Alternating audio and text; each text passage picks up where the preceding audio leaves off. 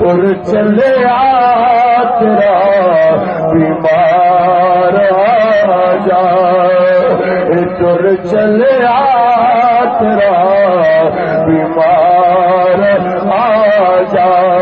باقی تم دوائیاں نہ دینا، باقی تم نسخے نہ دینا، مجھے ان کی محبت میں یہی تڑپنے دو۔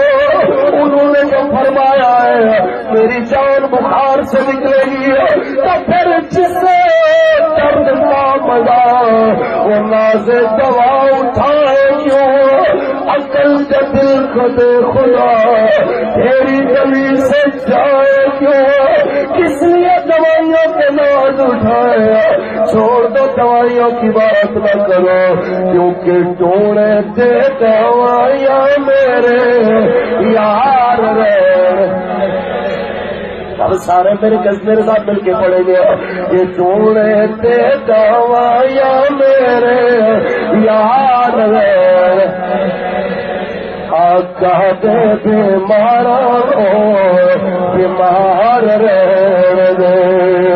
جناب اعلیٰ ایسے لمحات میں روح پرواز کر جاتی ہے، میرے کریم کا فرماتے ہیں حضرت بلال بن حارث کو چاہے آپ اس کی قبر تیار کریں، اب میرے آقا خود جنازہ پڑھاتے ہیں۔